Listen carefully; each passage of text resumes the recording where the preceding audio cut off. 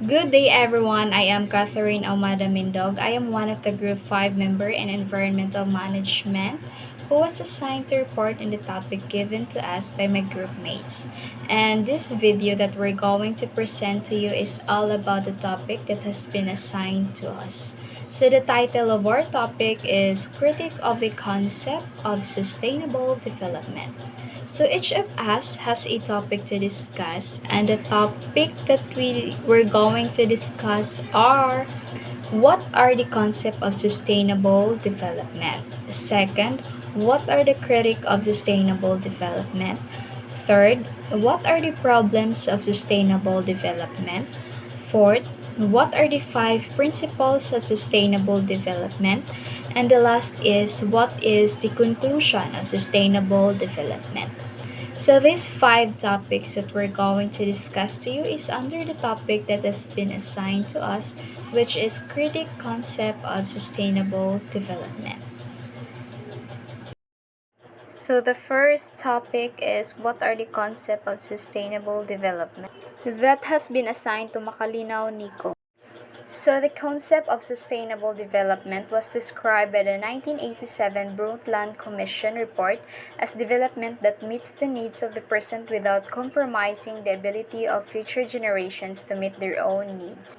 And the second topic is what are the critics of sustainable development? That has been assigned to Malalis Quisel. As sustainable development or sustainability has grown in prominence, its critics have become more numerous and more vocal. The three major lines of criticism are the term is too boring, to command public attention, too vague, to provide guidance, and too late to address the world's problems. So the third topic is what are the problems of sustainable development? So the main challenges to sustainable development, which are global in character, includes are first poverty and exclusion. So social exclusion deprive people of choices and opportunities to escape from poverty and denies them a voice to claim their rights. So social exclusion is often a cause of poverty, conflict, and insecurity. So if we are to tackle it effectively, we need to recognize where it is a problem, understand it better, and where appropriate, find different ways of working with partner governments and international community and civil society organization to overcome this kind of problem. So second is unemployment. Unemployment is a term referring to individuals who are employable and actively seeking a job but are unable to find a job. So the effect of unemployment include overexploitation of available labor, reduced rate of economic growth, reduced human capacity, loss of human resources, and increase in poverty levels. So the third is the climate change. So climate change is a long-term change in the average weather patterns that have come to define Earth local, regional, and global climates. So these changes have a broad range of observed effects that are synonymous with the term. So the human-produced temperature increases are commonly referred to as global warming and because of the human activity as well, such as burning fossil fuels and destroying rainforests, have an increasing influence on the climate and earth temperature. So this adds huge quantities of greenhouse gases effect to those naturally present in the atmosphere. So increasing the greenhouse effect and global warming. So the fourth is humanitarian aid. Humanitarian aid is given to meet the immediate needs of victims of disaster or violence. So it can include food, water, medical supplies, tents, and other things that are required by those affected by everything from like typhoons and civil wars. So the fifth is building peaceful. So peace building is a process intended to resolve current conflicts, and prevent future conflicts by addressing the causes of the problem and building a comprehensive strategy to encourage lasting peace. So the sixth is inclusive society.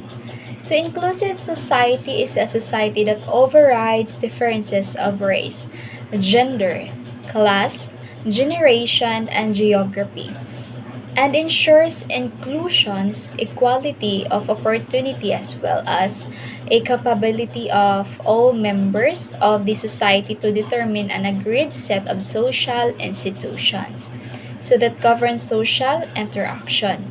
So seven is building strong institution of governance. So, this implementation of sustainable development goals in eradicating poverty is to protect the fragile ecosystems and promoting prosperity in changing for a better world. And engaging all parts and levels of government is pivotal. The government's central role. And the last is supporting the role of law.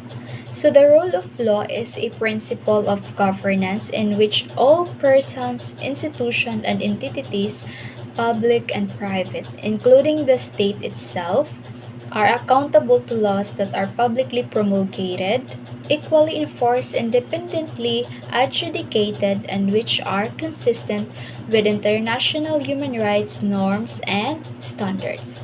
So that would be all the problem of our sustainable development. So let's proceed to the another topic. The fourth topic is five principles of sustainable development that has been assigned to Nuda Nolan B. So, the five principles of sustainable development are conservation of ecosystem, development of sustainable society, conservation of biodiversity, controlled population growth, and development of human resources. And the last topic is what is the conclusion of sustainable development that has been assigned to Nolasco Eva May. Since the topic assigned to us was critique of sustainable development, a sustainable development has grown in prominence. Its critics have become more numerous and more vocal. Criticism line or term that describe the development for sustainability like too boring, too command much public attention, too lame to provide the guidance for the people, especially to the policy and lawmakers. Too late to address the world's problem. Some say that development project for sustainability is not enough to sustain the needs of the people and in the imbalance of the environment. Criticism imparts big change for sustaining developmental needs. The result of this criticism turns into betterment because people inside in the organization aim high to sustain the people needs and balance the natural resources of the environment. Now, the developmental projects for sustainability that being criticized before now provides an approach to making better decisions for the issues that affect all our lives. Eradicate poverty and hunger, guaranteeing a healthy life, access to basic needs, services such as water, sustainable energy and food. Also, opportunities support for the generation of development through inclusive education and decent work. As this topic ends, the core idea of stability is the matter of meeting people's needs for home, job, and etc. So, if we don't take care of the environment in which we live now, we won't have anything to leave and offer behind us for the future generation. So, I must conclude that this topic, developmental sustainability, is important, though there are negative effects. because of those issues. But it's important to preserve the natural resources to sustain the needs for the future. And that would be all. Thank you for watching this video, and God bless everyone.